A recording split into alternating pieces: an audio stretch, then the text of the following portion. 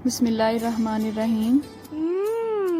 Tasty. जी हाँ, आज हम मटन से बहुत ही टेस्टी और न्यू रेसिपी रेडी करेंगे और मैंने इस डिश को नाम दिया है मटन का भरता। इसमें हम वेजिटेबल और मीट दोनों का इस्तेमाल करेंगे और मुझे यकीन है आपको ये रेसिपी बहुत पसंद आएगी।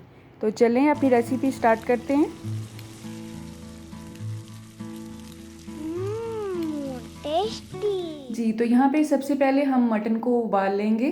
1 केजी मटन में मैंने 1 गिलास पानी डाल के उसमें खड़े मसाले ऐड किए थे और लहसुन भी उसमें ऐड कर दिया था और अच्छी तरह से उबाल लिया था। आप देख सकते हैं ये बहुत अच्छी तरह से अल्हम्दुलिल्लाह गल चुका है। अब हमने इसे हड्डियों से अलग कर लेना है। इस पे जो फालतू चर्बी है उसे भी रिमूव कर लेंगे और इसके रेशे कर लेंगे। जो भी खड़े मसाले हमें नजर आएंगे उसे हम रिमूव कर लेंगे। 4 से 5 खाने के चम्मच यहाँ पे मैंने कुकिंग ऑयल ऐड किया है। अब हम इसमें प्याज ऐड करेंगे। प्याज़ों को मैंने अच्छी तरह से चॉप कर लिया है और ये 4 से 5 अदद दरमियाने साइज़ के प्याज थे। अगर आपके पास चॉपर नहीं है तो आप जितना हो सकता है इनको बारीक बारीक पीसीस में काट लें। और प्याज को बहुत जल्दी से नरम और गोल्डन ब्राउन करने का एक टोटका ये है कि आप सबसे पहले उसमें नमक ऐड कर दें।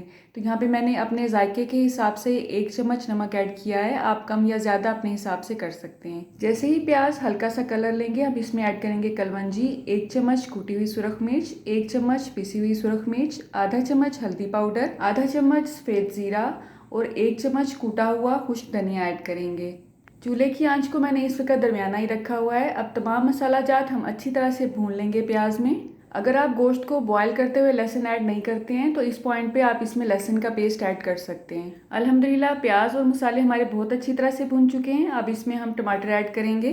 टमाटर का छिलका उतारने के बाद उन्हें भी मैंने चॉप कर लिया है। अगर आपके पास चॉपर नहीं है तो आप इनका छिलका उतारने के बाद इनको ब्लेंडर जग में डाल के अच्छी तरह से मैश कर सकते हैं या फिर बारीक बारीक पीसीज में काट भी सकते हैं। टमाटर को अच्छी तरह से भूनने के बाद इसमें हम 1 कप के हिसाब से यखनी ऐड करेंगे ताकि जो भी कसर रह गई है टमाटर में या प्याज में वो सारी निकल जाए और इसका बहुत अच्छा सा मसाला रेडी हो। अब हम इसे कवर कर देंगे। 4 से 5 मिनट में ही आप देखेंगे कि मसाले ने ऑयल छोड़ना शुरू कर दिया है अल्हम्दुलिल्लाह। तो अब हम इसमें मटन ऐड करेंगे और आप देख सकते हैं मटन के मैंने बहुत ही छोटे छोटे से बारीक बारीक रेशे कर लिए हैं। अब हम इसे भी अच्छी तरह से मसाले में भून लेंगे ताकि कोई भी फीकापन गोश्त में ना रहे। और इसे मज़ीद फ्लेवर देने के लिए आधा कप यखनी हमने बचा के रखी थी वो भी इसमें ऐड कर देंगे और अच्छी तरह से इसकी दोबारा से भुनाई करेंगे। चूल्हे की आंच को इस पॉइंट पे हम तेज़ कर देंगे और यखनी को तकरीबन आधा खुश्क होने देंगे, ठीक है। और उसके बाद इसमें आप अपनी पसंद की कोई भी वेजिटेबल्स ऐड कर सकते हैं। इस पॉइंट पे मैंने यहाँ पे बारीक बारीक लंबे पीसेस में कटी हुई बंद गोभी ऐड की है। 1 कटोरी के हिसाब से इसमें शिमला मिर्च ऐड करेंगे। आप अपनी पसंद के हिसाब से वेजिटेबल्स को कम या ज़्यादा कर सकते हैं। अब 1 से 2 मिनट के लिए इन दोनों सब्जियों को अच्छी तरह से मीट में भून लेंगे और उसके बाद बाकी की सब्जियां इसमें ऐड करेंगे, ठीक है। इन दोनों सब्जियों को 2 मिनट भूनने के बाद इसमें मैं गाजर ऐड करूँगी।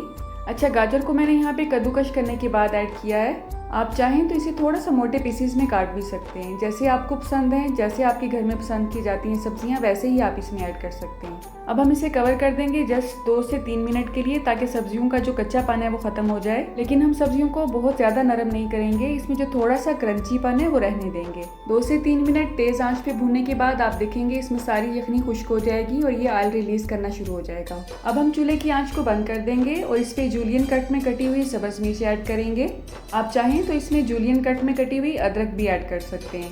और एक पॉइंट, उबालते हुए मैंने इसमें अदरक भी ऐड कर दी थी, इसलिए बाद में मैंने इसमें अदरक ऐड नहीं किया है। और अदरक का बहुत छोटा सा पीस मैंने इसमें ऐड किया था क्योंकि आजकल हमारे एरिया में बहुत गर्मी है और गर्मी में ज़्यादा अदरक यूज़ करना सही नहीं होता है। गार्निश के लिए जो सब्जियां मैंने इसके अंदर ऐड की हैं वो मैंने बचा के रखी हुई थी। अब थोड़ा थोड़ा इस पर वो भी स्प्रिंकल कर देंगे ताकि हमारी डिश कलरफुल सी नज़र आए।